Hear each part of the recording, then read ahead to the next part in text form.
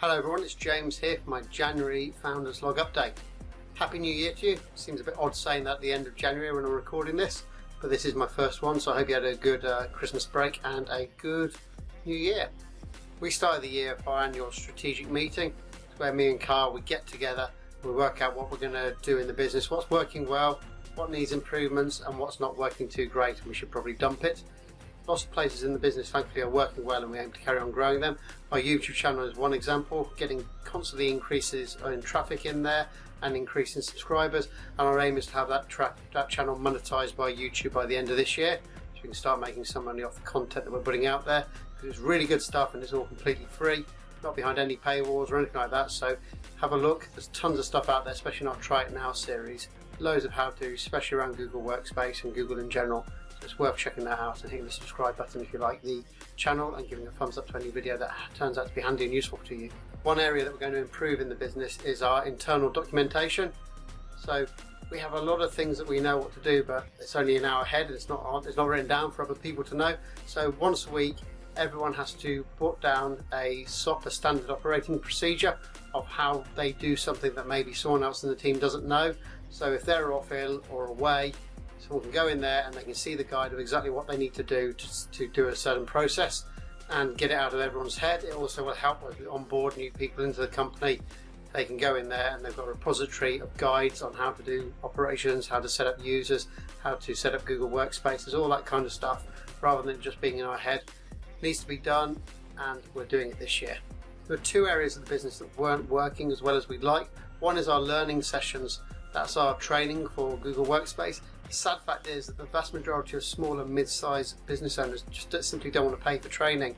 So getting them to fork out to pay for training, even though it's very great value and very, very worthwhile doing, especially when you've got new users on and you're not sure if they can use Google Workspace and the tools that you're providing them, it makes sense to train them because you're paying them a monthly wage. So if they can't actually use the tools that you want them to work on, then you're kind of throwing money away there. But sadly, that seems to go over a lot of business owners' heads, and therefore we decided to give all our training away for free. So over the next coming year we're going to be adding training guides and our videos to YouTube. We've got a lot, and we've got a lot that we need to record. Again, we're going to put them on the YouTube channel to help grow the YouTube channel and to monetize it. So actually that these free videos that we're going to put out, detailed training on how to use Gmail, how to use Google Drive, all that kind of stuff, it's going to be on our channel, and the ads are going to pay for that value for us so that you guys can have it for free and we're getting some money in return. Another area of the business that hasn't been growing as quickly as I'd like was actually the Kimberly It Podcast. So we've gone and rebooted it, because most episodes were getting on to an hour long, sometimes longer, and clearly people just don't want to listen to content that long. So the new rebooted Kimberly It is 25 minutes long, and each episode is focused just on a single topic. So the first one of the year was the customary 2020 predictions of what we believe is going to happen in technology. The next one was about Amazon Prime and what's included in Amazon Prime and what great value it actually turns out to be. And we got an excellent tip in there about Amazon Photos and why you should have it on your phone and why you should be using it. And then the final episode was one of our favourites. It's why you should always learn and always want to be learning and find out more about technology, and why it's important, no matter your age, to learn technology, because technology is not going anywhere. Technology is coming everywhere. Anything you've got, no matter what dumb device you've got at the moment, that is soon going to have technology in the installed into it, added to it, and you need to know how to use it. So learning technology is deadly important, and that's what the final episode of this month covered. Talking about new videos on the YouTube channel, we actually broke a record this month by adding 5 new Try It Now videos. There's also, of course, the 3 new podcast episodes on our YouTube channel. The 5 new episodes of our Try It Now videos are really good. We've got a list here. So one was about how to use Google Voice to send a withheld number to a special withheld voicemail. So you can have customized voicemails for all your contacts in Google Voice, and there's one for withheld numbers. So that's a quite cool tip to use, especially if you're getting a lot of withheld numbers or unknown numbers coming through, which everyone hates. You can now just send them straight to voicemail. The next one is how to search inside Google Chat. Google Chat is a great program, but the search is a bit fiddly. And in that video I show you the ways to search and how you can search individual chat rooms rather than doing the whole of Google Chat in one search. You can actually narrow it down to make it a lot easier to find what you're looking for. Carl did a video on ransomware and how to turn it on in Windows 10. Windows 10 and Windows 11 actually has protection built in for ransomware. call controlled folders. It's not turned on by default. In that video we show you how to turn that on. So if you are using a Windows 10 machine or Windows 11 machine, that video will show you how to turn on ransomware protection. The final video is how to use shortcuts in Google Drive. So in Google Drive, in like any system, a file can only live in one location, can't live in two. With shortcuts in Google Drive, you can make a file live in two locations, and if the original file gets updated, then it's updating the other locations too, so it's worth looking out for that video. It turns out that quite a few clients have found that video really handy using shortcuts. They didn't know they existed, they do now, and they've been deploying shortcuts across the business, which allows them to have files located in more than one location. And the final video went live earlier today, and it's just about Bitwarden. So Bitwarden is our preferred password manager, and you need to turn on two-step verification on the password manager to add the extra protection. So after you've entered your password, you either enter a code or your security key to get in. But if you lose your code, lose your mobile phone, it's got the authenticator app that's generating the code, or you lose your security key, you can't get in. So it's really important you have a recovery code, because there's no way of recovering that account. You can't contact Bitwarden and ask them to recover it, because everything's encrypted, so they can't unencrypt it. The only way you can do that is with your recovery code. So in the video it shows you where to go in your Bitwarden admin settings to get to that recovery code and make a copy of it, which you need to store somewhere safely, so you can always access your Bitwarden password manager account in the future if you ever need to and you've lost your authentication devices.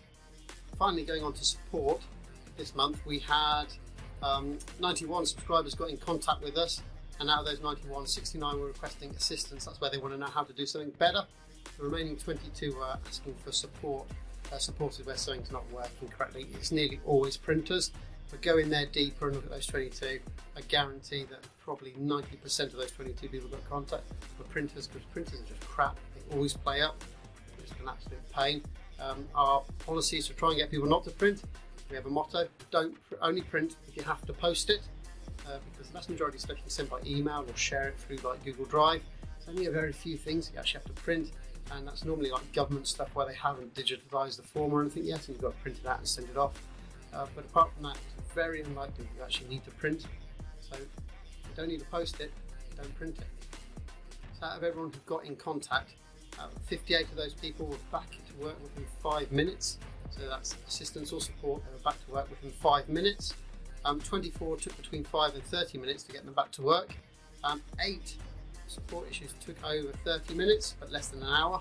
And then there was one that took over an hour. I haven't looked in to see which one that is yet, but it's probably, again, some hardware issue somewhere, and it's just taking a bit of time to fix. It may well be possible that we've had to contact a third party to find out what was going on and things like that. But the vast majority, as you can see, were back to work within 5 minutes, which is what we try and aim for. Out of all the people getting in contact, 94% of people got in contact for our unique instant messaging support channels. We don't do email ticketing, we don't do any of that like a support portal. It's all done via a clever instant message system that we've developed and that we use and that our clients love. As you can see, 94% are using them. Sadly, 3 people decided to email in. They may potentially have emailed in because of some confidential information, or they needed to send something along with it, so they decided to email in. And then sadly, one user decided to call a technician's mobile number directly, which is actually forbidden. We don't allow that.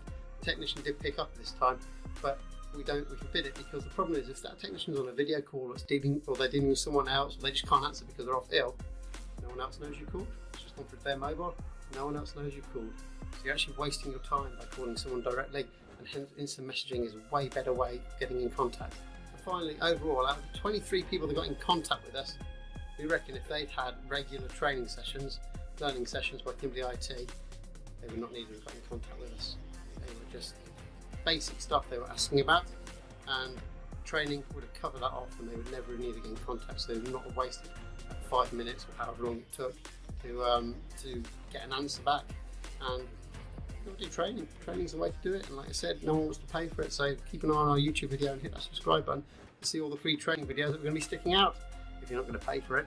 Because the idea is, for us, it's better if people can use a system, because training and support is our most expensive thing, because when we're supporting somebody, we can't do something else inside our business.